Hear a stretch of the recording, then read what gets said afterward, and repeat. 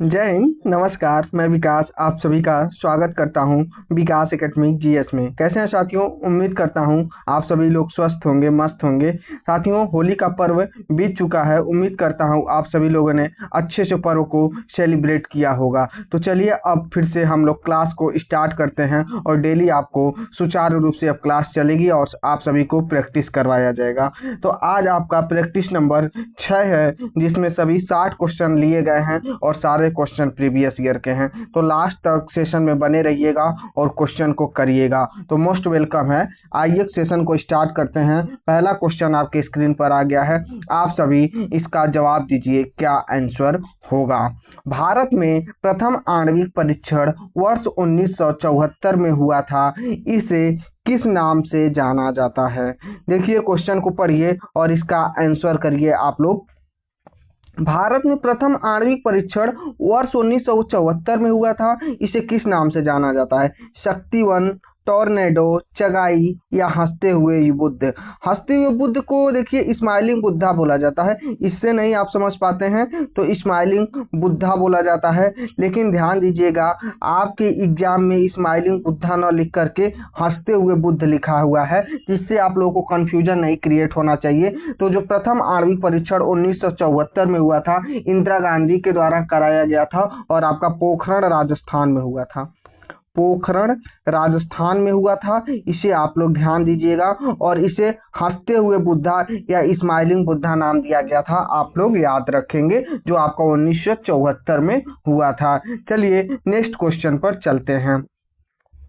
पानीपत की तीसरी लड़ाई में मराठों को पराजित किया था।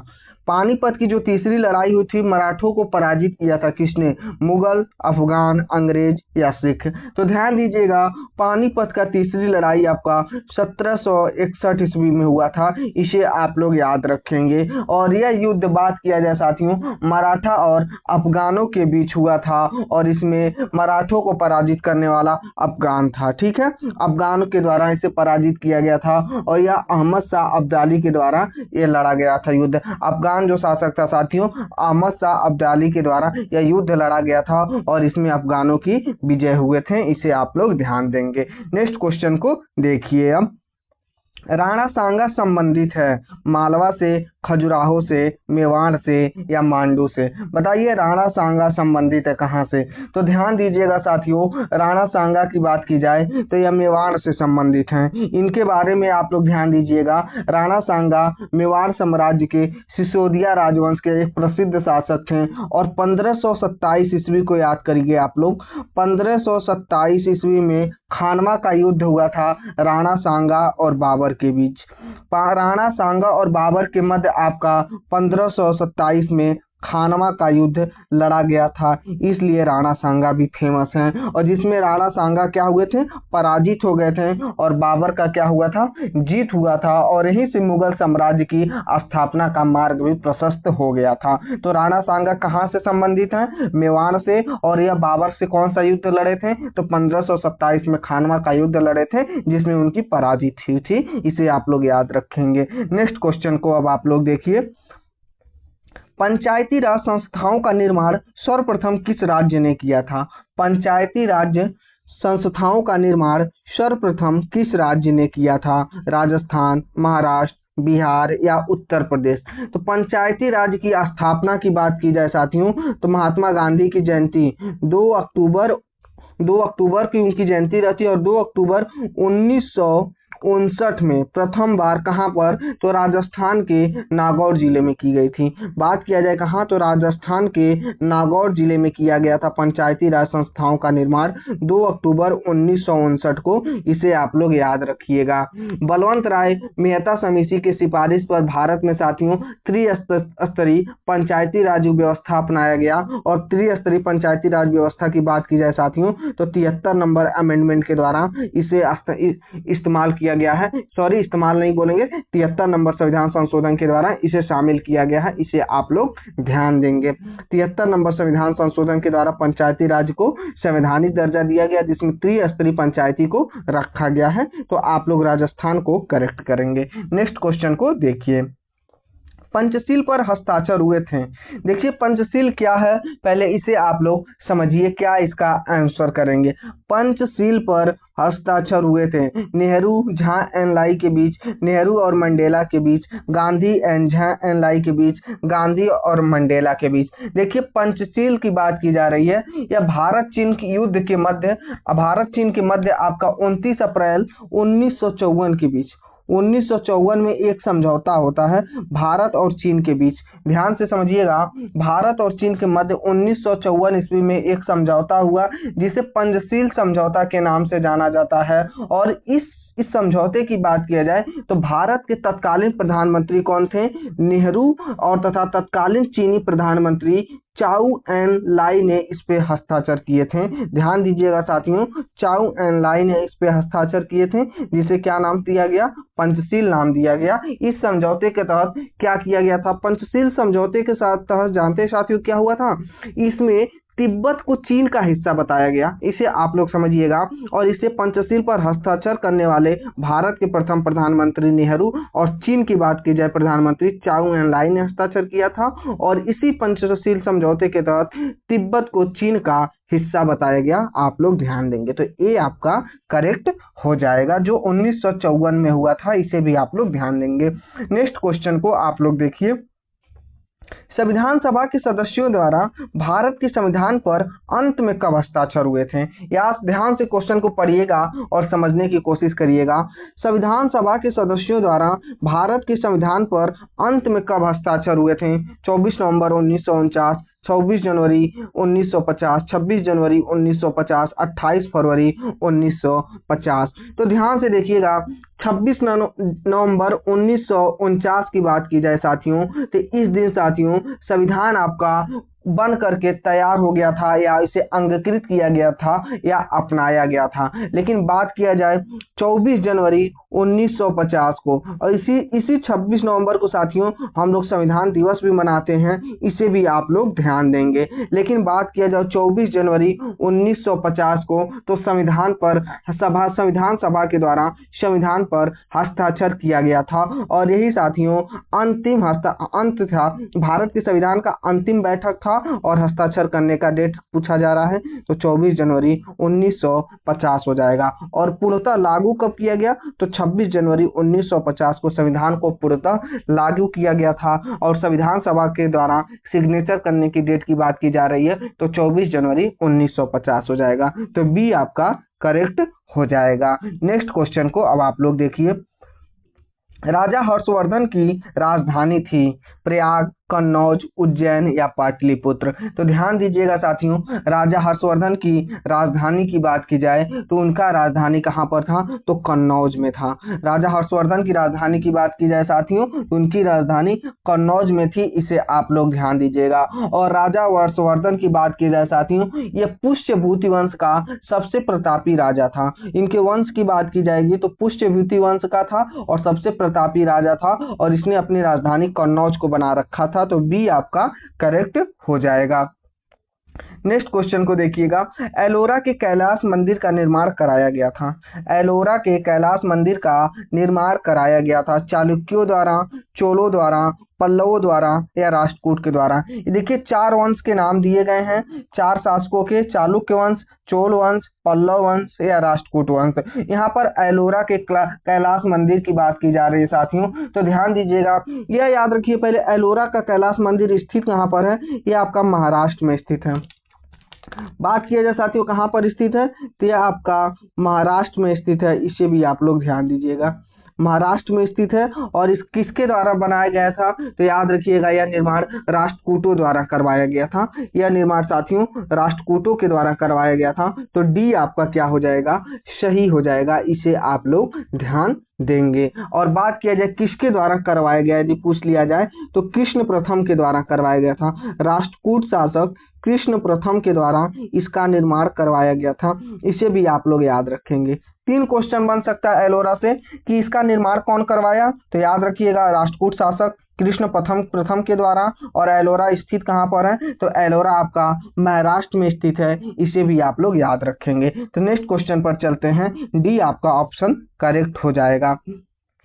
ग्राम पंचायत के कितने पक्ष हैं? बताइए, ग्राम पंचायत के कितने पक्ष हैं? बताइए, 1, 2, 3 या 4। मैंने अभी पंचायती राज जब पढ़ाया है तो मैंने त्रिस्तरीय पंचायत की बात की थी, तो ध्यान से समझिएगा साथियों, भारत में त्रिस्तरीय पंचायती को अपनाया गया है। त्रिस्तरीय पंचायत को अपनाया गया है तो ध्यान दीजिएगा। और त्रिस्तरीय पंचायत के अंतर्गत क्या आता है? आपका पहला आ जाएगा जिला पंचायत, फिर जिला पंचायत के बाद खंड पंचायत आएगा।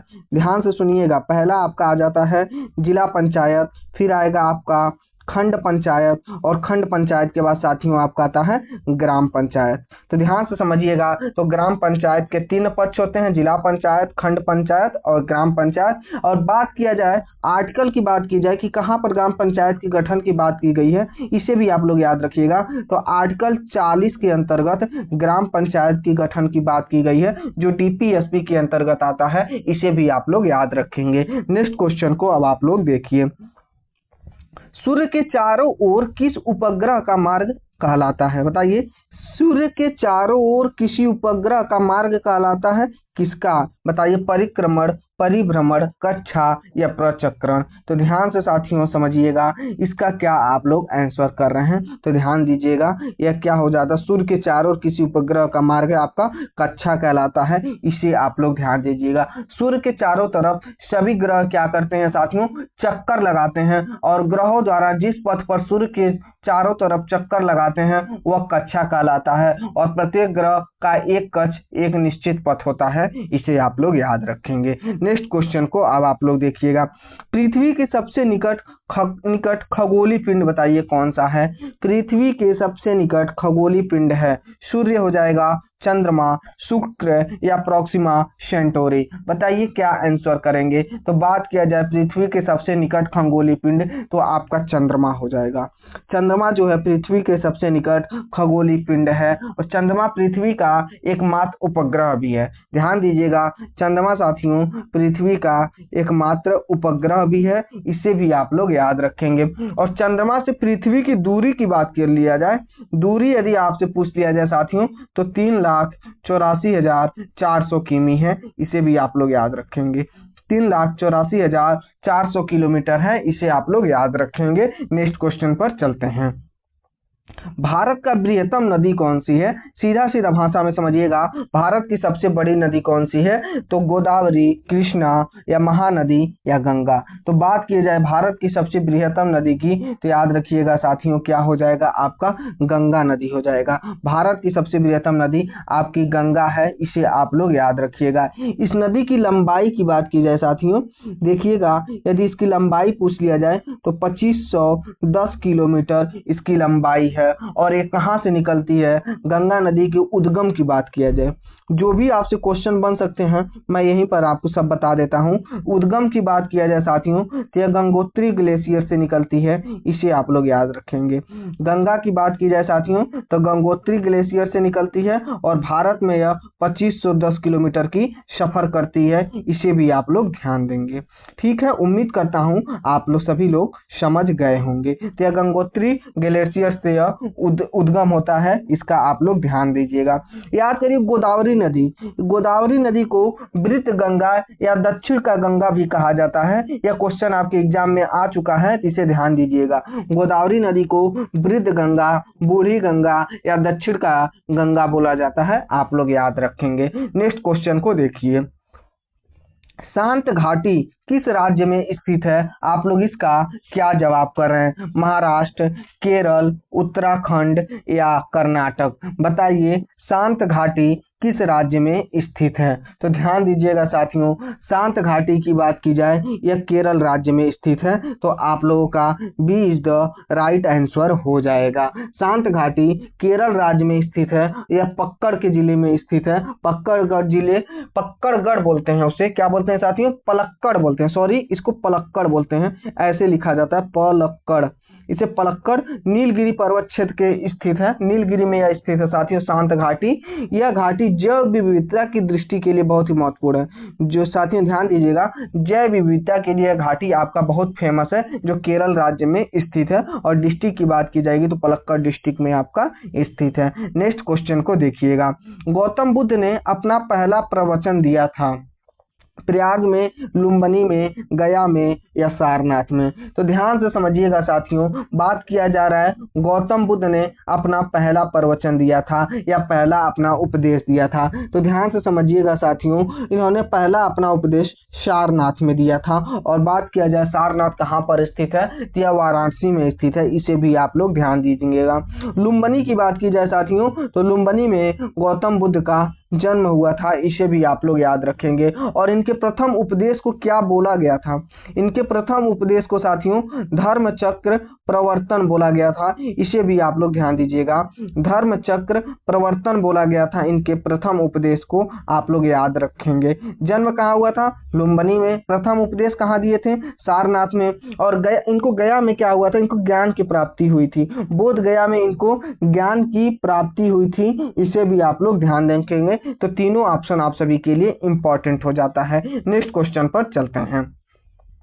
सिंधु घाटी सभ्यता की लिपि क्या है? अवाचनीय, संस्कृत, फारसी या द्रविड़? बताइए सिंधु घाटी सभ्यता का लिपि क्या है? तो ध्यान से समझिएगा, अवाचनीय।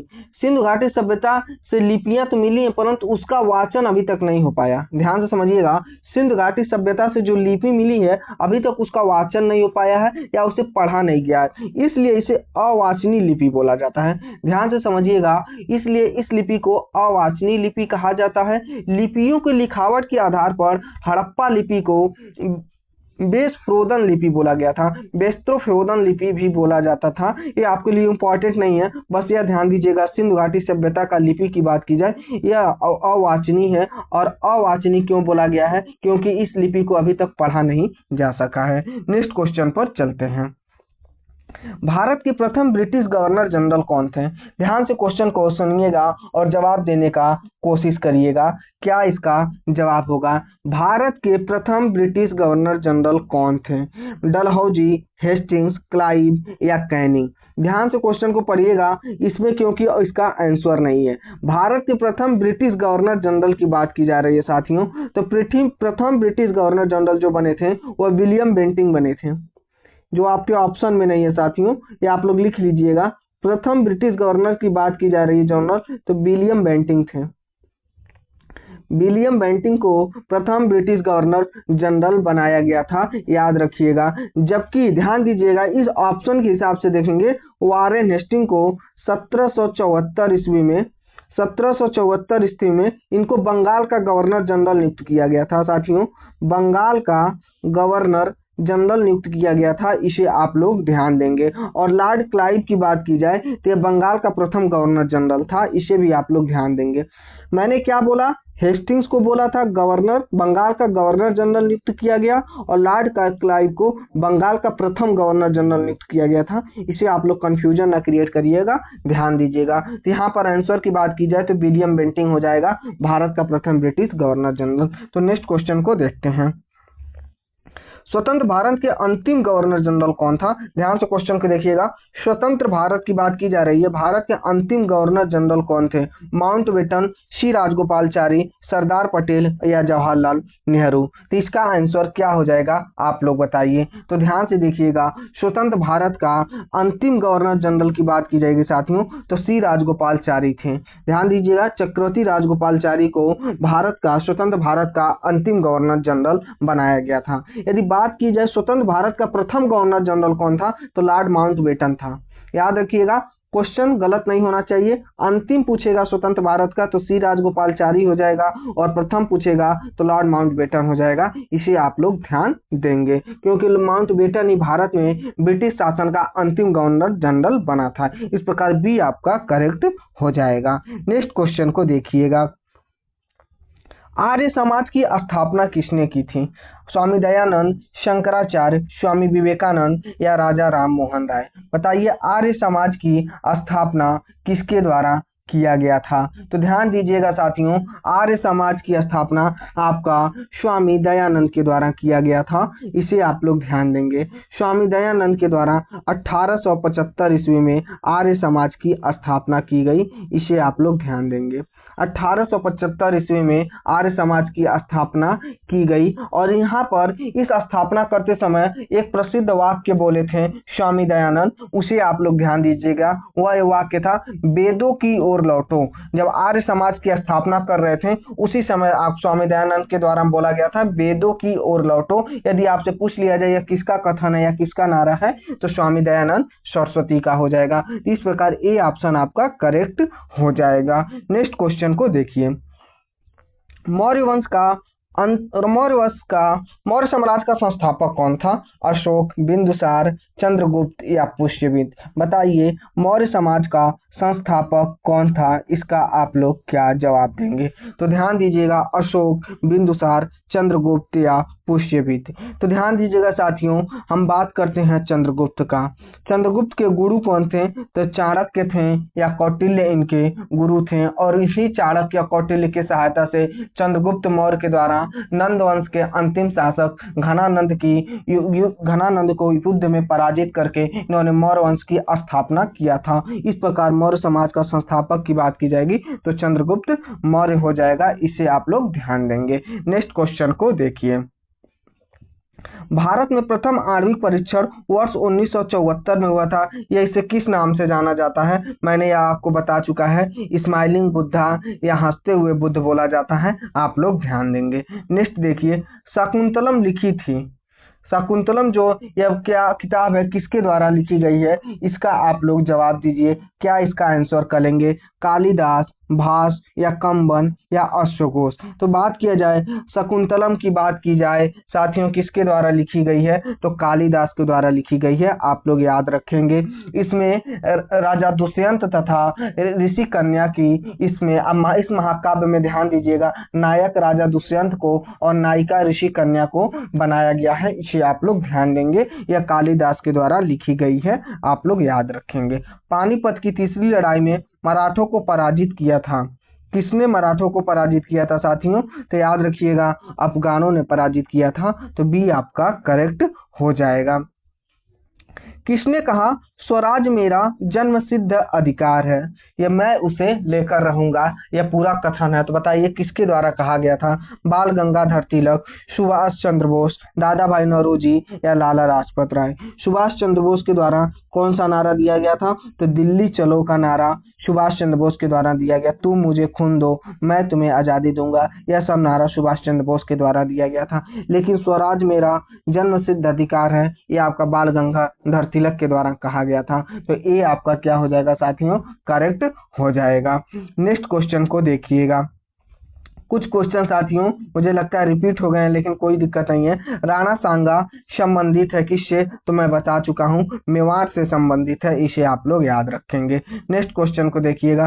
पंचायती राज संस्थाओं का निर्माण सर्वप्रथम किस राज्य ने किया था? तो यह आपका ऑप्शन हो जाएगा साथियों, राजस्थान के द्वारा इसका निर्माण किया गया था। आप लोग ध्यान देंगे, राजस्थान के द्वारा इसका निर्माण किया गया था। काफी सारे क्वेश्चन रिपीट हो रहे हैं।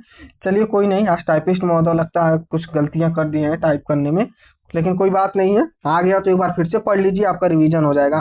संवैधानिक सरकार का अर्थ है क्या? संविधान की शर्तों के अनुसार सरकार, कानून के अनुसार सरकार, लोकतांत्रिक सरकार या उपरोक्त में सभी? तो बताइए संवैधानिक सरकार का अर्थ क्या होगा? वह सरकार जो संविधान द्वारा नियमित एवं नियंत्रित होती है उसे संवैधानिक सरकार कहलाती है। ध्यान से समझिएगा मैं क्या बोल रहा हूँ। वह सरकार जो संविधान के द्वारा नियमित हो, नियंत्रित होती है, उसे ही हम संवैधानिक सरकार बोलते हैं। तो संविधान के शर्तों के द्वारा अनुसार सरकार होनी चाहिए, कानून के अनुसार भी होनी चाहिए, लोकतांत्रिक भी होनी चाहिए। इस प्रकार से डी ऑप्शन आपका करेक्ट हो जाएगा। नेक्स्ट क्वेश्चन को आप लोग देखिएगा। पंचशील पर हस्ताक्षर हुए थे तो मैं आपको बता चुका, नेहरू झा एंड लाई के बीच आपका हुआ था। इसे आप लोग याद रखेंगे। संविधान सभा के सदस्यों द्वारा भारत के संविधान पर अंत में कब हस्ताक्षर हुए थे? तो मैं आपको क्या बताया, 24 जनवरी 1950 को हुआ था। काफी सारे क्वेश्चन आपके रिपीट हो रहे हैं, कोई दिक्कत नहीं है। संविधान सभा के प्रधान कौन थे? संविधान सभा के प्रधान कौन थे? इसका आंसर आप लोग क्या करेंगे? B R Ambedkar, B N Rao, J L Nehru या बी पटेल? तो ध्यान दीजिएगा, संविधान सभा के प्रधान की बात की जाए तो आपका बी आर अम्बेडकर हो जाएंगे। इसे आप लोग याद रखेंगे क्योंकि उन्हीं को, डॉक्टर बी आर अम्बेडकर को संविधान सभा में उनको प्रारूप समिति का अध्यक्ष बनाया गया और संविधान का जनक, उन्हें फादर ऑफ कॉन्स्टिट्यूशन आपका डॉक्टर बी आर अम्बेडकर को ही बोला जाता है। इस प्रकार ए ऑप्शन आपका करेक्ट हो जाएगा। बात किया जाए, कभी कभी पूछ लेता है प्रारूप समिति में कितने सदस्य थे, तो प्रारूप समिति में डॉक्टर बी आर अम्बेडकर को लेकर के 6 सदस्य टोटल थे। इसे आप लोग ध्यान देंगे। नेक्स्ट क्वेश्चन को देखिए, राजा हर्षवर्धन की राजधानी थी प्रयाग, कन्नौज, उज्जैन या पाटलिपुत्र? तो यह मैं आपको बता चुका, कन्नौज आपका राजा हर्षवर्धन की राजधानी थी, तो बी आपका करेक्ट हो जाएगा। एलोरा के कैलाश मंदिर का निर्माण कराया गया था किसके द्वारा साथियों? तो आपका चार राष्ट्रकूटों के द्वारा इसका निर्माण करवाया गया था, कृष्ण प्रथम के द्वारा। राष्ट्रकूट शासक कृष्ण प्रथम के द्वारा इसका निर्माण कराया गया था। आप लोग ध्यान देंगे, याद रखिएगा। एलोरा का कैलाश मंदिर आपका कहाँ पर स्थित है? ये आपका महाराष्ट्र में स्थित है। इसे भी आप लोग ध्यान देंगे। नेक्स्ट क्वेश्चन को देखिए, ग्राम पंचायत के कितने पक्ष हैं? तो ध्यान दीजिएगा साथियों, ग्राम पंचायत के 3 पक्ष होते हैं जो मैं आपको बता चुका हूं। इसे आप लोग ध्यान दीजिएगा, जिला पंचायत, खंड पंचायत और ग्राम पंचायत हो जाएगा। नगर पालिका कमेटी का प्रधान कहलाता है, या ध्यान दीजिएगा, नगर पालिका कमेटी का प्रधान कहलाता है पार्षद, मेयर, कलेक्टर या अध्यक्ष? तो ध्यान दीजिएगा, नगर पालिका कमेटी का प्रधान आपका अध्यक्ष कहलाता है। अध्यक्ष बोलते हैं या चेयरमैन बोलते हैं, इसे आप लोग याद रखेंगे। ग्राम न्यायालय कहलाता है ग्राम सभा, ग्राम पंचायत या ग्राम अदालत? तो ध्यान दीजिएगा, ग्राम जो न्यायालय है साथियों, बात किया जाए तो ग्राम न्यायालय को न्याय पंचायत कहते हैं साथियों। ग्राम न्यायालय को ही न्याय पंचायत कहते हैं। इसे आप लोग ध्यान देंगे, तो बी आपका करेक्ट हो जाएगा। ये सारे क्वेश्चन साथियों आपके एग्जाम के आए हुए क्वेश्चन है कि यदि मैं बता सकता हूं साथियों, यह आपका बात किया जाए साथियों, नवंबर जो 2011 में आपका यूपी टेट का पेपर हुआ था 13 नवंबर को, ये सारे क्वेश्चन उसी एग्जाम के आए हुए क्वेश्चन है। ऐसा नहीं है कोई, अभी मैं अपने से नहीं कोई क्वेश्चन क्रिएट कर रहा हूँ, जो आपके एग्जाम के आए हुए क्वेश्चन है उसी को मैं करा रहा हूँ। सूर्य के चारों ओर किस उपग्रह का मार्ग कहलाता है? इसका क्या? जिसको हम कक्षा बोलते हैं। इसे आप लोग ध्यान देंगे। सूर्य के चारों तरफ सभी ग्रह क्या करते हैं साथियों? चक्कर लगाते हैं। इसे आप लोग ध्यान देंगे। सूर्य के सबसे निकट खगोलीय पिंड है, तो साथियों सूर्य के सबसे निकट खगोलीय पिंड आपका चंद्रमा हो जाता है। तो इसे आप लोग ध्यान दीजिएगा। पृथ्वी के सबसे निकट खगोलीय पिंड आपका चंद्रमा है और चंद्रमा पृथ्वी का एकमात्र आपका उपग्रह भी होता है। तो बी आपका करेक्ट ऑप्शन हो जाएगा। भूमध्य रेखा नहीं गुजरती है, कहाँ से नहीं गुजरती है? इसे पढ़िए और आप लोग जवाब दीजिए। उत्तर अमेरिका से होकर, दक्षिण अमेरिका से होकर, अफ्रीका से होकर या उपरोक्त में से कोई नहीं? बताइए, भूमध्य रेखा कहाँ से नहीं गुजरती है? तो ध्यान दीजिएगा, भूमध्य रेखा किसे बोला जाता है? यह पहले जानिए। यह होता है पृथ्वी, और पृथ्वी के 2 भागों में जो बांटती है उस लाइन को हम लोग क्या बोलते हैं? इक्वेटर लाइन या भूमध्य रेखा बोलते हैं। यह 0 अंश पर होता है। इसे आप लोग ध्यान देंगे। 0 अंश अक्षांश रेखा को ही हम लोग भूमध्य रेखा बोलते हैं, जो पृथ्वी को 2 भागों में बांटती है, जिसे हम क्या बोलते हैं? नॉर्थ पोल और साउथ पोल। तो ऊपर वाले भाग को साथियों नॉर्थ पोल बोला जाता है और नीचे वाले भाग को साउथ पोल बोला जाता है। इसे आप लोग ध्यान देंगे। तो भूमध्य रेखा साथियों उत्तरी अमेरिका से होकर नहीं गुजरती है। तो ए ऑप्शन आपका करेक्ट हो जाएगा। यह रेखा 3 महाद्वीप से होकर के गुजरती है। यह रेखा भूमध्य रेखा साथियों ध्यान दीजिएगा 3 महाद्वीप से होकर के गुजरेगी। कौन कौन? तो इसे भी सुन लीजिएगा। दक्षिण अमेरिका से भी होकर के गुजरती है, अफ्रीका से भी होकर के गुजरती है साथियों, और बात किया जाए तो यह एशिया से भी होकर के गुजरती है। और इन तीनों कॉन्टिनेंट की बात किया जाए तो टोटल 13 देश से होकर के आपका इक्वेटर लाइन गुजरती है। इसे आप लोग ध्यान देंगे। लेकिन जो आपका इक्वेटर लाइन है उत्तरी अमेरिका से नहीं गुजरता है, आप लोग याद रखेंगे। नेक्स्ट क्वेश्चन को देखिएगा। महासागर से छोटा बृहत लवणी जलाशय कहलाता है, क्या उसे हम बोलेंगे? बताइए। महासागर से छोटा बृहत लवणी जलाशय क्या कहलाएगा? इसे हम लोग सागर बोलते हैं। इसे आप लोग ध्यान देंगे। जैसे क्या अरब सागर, चीन का सागर, काला सागर, लाल सागर, ये क्या है साथियों? महासागर से छोटा एक बृहद लवणी जलाशय को ही सागर कहा जाता है। आप लोग याद रखिएगा। तो सी ऑप्शन करेक्ट हो जाएगा। किसी नदी और उसके सहायकों द्वारा अपवाह क्षेत्र क्या कहलाएगा?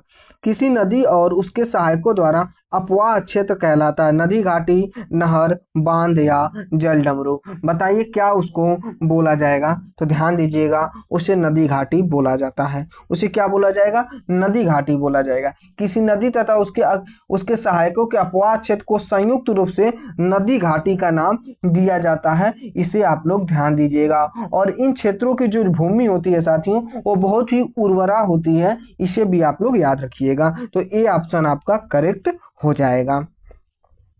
केले और अनानास मुख्यतः कहाँ पर उगाए जाएंगे? ये आपसे क्वेश्चन बन रहा है। क्या आप लोग इसका आंसर करेंगे? उष्णकटिबंधीय क्षेत्रों में, भूमध्य सागरीय क्षेत्रों में, पहाड़ी क्षेत्रों में या मरु उद्यान में? तो बात की जाए केला और अनानास की। साथियों, केला और अनानास जो फसल है, इसमें पर्याप्त वर्षा की आवश्यकता होती है और भारत में इसकी पैदावार मुख्यतः दक्षिण एवं पूर्वी भारत में होता है। बात किया जाए भारत में इसकी जो पैदावार है साथियों, दक्षिण एवं पूर्वी भारत में होता है और यह उष्णकटिबंधीय क्षेत्रों में उगाया जाता है। इस प्रकार ए ऑप्शन आपका करेक्ट हो जाएगा।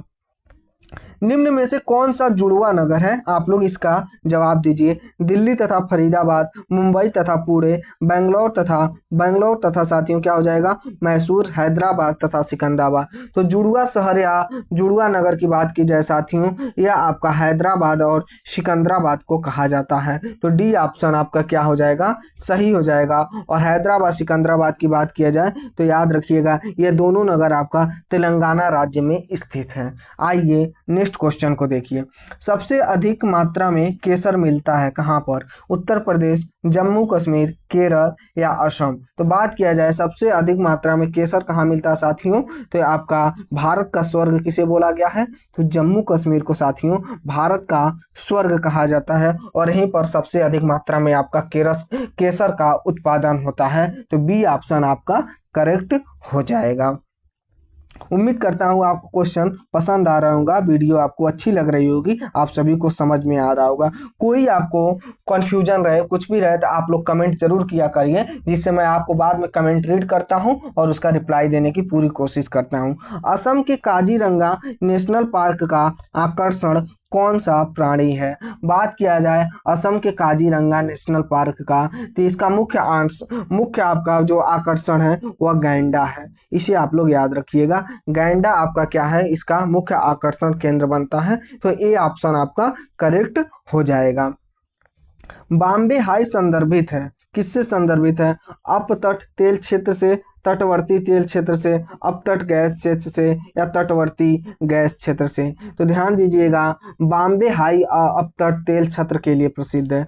बॉम्बे हाई जो साथियों है ये अपतट तेल क्षेत्र के लिए प्रसिद्ध है। तो ए ऑप्शन आपका करेक्ट हो जाएगा। ये सारे क्वेश्चन साथियों 2011 की यूपी टेट के आए हुए क्वेश्चन हैं, आप लोग याद रखिएगा। निम्न में से कौन सा नदी का उद्गम भारत में नहीं है? कावेरी, नर्मदा, ब्रह्मपुत्र या गंगा? बताइए कौन सी नदी का उद्गम भारत में नहीं है? बात किया जाए साथियों ब्रह्मपुत्र नदी का, तो ब्रह्मपुत्र नदी का उद्गम साथियों तिब्बत में होता है। ब्रह्मपुत्र नदी की बात की जाए साथियों, इसका उद्गम आपका तिब्बत में होता है। इस प्रकार से इसका उद्गम साथियों भारत में नहीं होगा। तो सी ऑप्शन आपका करेक्ट हो जाएगा। और साथियों ब्रह्मपुत्र नदी आपका तिब्बत से होकर के चीन से भारत तथा भारत से बांग्लादेश होते हुए बंगाल की खाड़ी में जाकर के गिर जाती है। इसे आप लोग ध्यान दीजिएगा। और भारत में ब्रह्मपुत्र बोला जाता है, बांग्लादेश में इसे यमुना के नाम से भी जाना जाता है। इसे भी आप लोग ध्यान देंगे। नेक्स्ट क्वेश्चन पर चलते हैं। निम्न में से किस समूह की भाषा को भारत में सबसे अधिक बोलते हैं? भारतीय आर्य, द्रविड़ या ऑस्ट्रो एशियाटिक या चीन तिब्बती? बताइए किस समूह की भाषा को सबसे अधिक बोला जाता है? तो आप लोग क्या इसका आंसर करेंगे? बताइए निम्न में से किस समूह को भारत में सबसे अधिक बोला जाएगा, तो आप लोग क्या इसका जवाब देंगे? भारतीय, आर्य, द्रविड़। तो याद रखिएगा साथियों, इसका क्या हो जाएगा? द्रविड़ जो है सबसे अधिक आपका बोला जाता है। इस प्रकार बी ऑप्शन क्या हो जाएगा साथियों? करेक्ट हो जाएगा। नेक्स्ट क्वेश्चन को देखिएगा। भारत के संविधान द्वारा कितनी भाषाएं स्वीकृत की गई हैं? 15, 20, 22 या 28? तो साथियों, भारत के संविधान में 8वीं अनुसूची में साथियों ध्यान दीजिएगा 22 भाषाएं हैं। टोटल 22 भाषाएं हैं, लेकिन याद रखिएगा मूल रूप से संविधान में 14 भाषाएं थी, लेकिन अलग अलग संविधान संशोधन करके वर्तमान में 22 भाषाएं हो गई हैं। इस प्रकार सी ऑप्शन आपका करेक्ट हो जाएगा। नेक्स्ट क्वेश्चन को देखिएगा। भारत का 26वां राज्य निम्न में से कौन सा है? उत्तराखंड, झारखंड, गोवा या छत्तीसगढ़? बात किया जाए साथियों भारत का 26वां राज्य की बात की जा रही है, तो भारत का साथियों 26वां राज्य आपका छत्तीसगढ़ बनता है। छत्तीसगढ़ साथियों बनता है, और इसकी स्थापना आपका 1 नवंबर 2000 को ईस्वी में होता है। 1 नवंबर 2000 ईस्वी में इसकी स्थापना की जाती है, और 27वां राज्य आपका उत्तराखंड को बनाया जाता है, इसे भी याद रखिएगा। और बात किया जाए झारखंड, ये 28वां राज्य बनता है, यह भी आप लोग ध्यान देंगे। सभी साथियों या सभी राज्य जो हैं छत्तीसगढ़, उत्तराखंड और झारखंड, ये तीनों राज्य साथियों आपका 2000 ईस्वी में ये सभी की स्थापना की गई है। देखिए ये 27 नवंबर की इसकी स्थापना की जाती है, और आपका ध्यान दीजिएगा, नहीं साथियों ध्यान दीजिएगा, उत्तराखंड की स्थापना आपका 9 नवंबर को की जाती है, इसे आपके 27वां राज्य बनता है, और 9 नवंबर की इसकी स्थापना की जाती है। और झारखंड आपका 28वां राज्य बनता है, ये आपका 15 नवंबर की इसकी स्थापना की जाती है, इसे भी आप लोग याद रखेंगे। तो आपका डी ऑप्शन क्या हो जाएगा? सही हो जाएगा। नेक्स्ट क्वेश्चन को देखिए। भारत के प्रथम राष्ट्रपति कौन थे? तो ध्यान दीजिएगा साथियों, भारत के प्रथम राष्ट्रपति डॉक्टर राजेंद्र प्रसाद को बनाया गया था, तो ये ऑप्शन आपका करेक्ट हो जाएगा।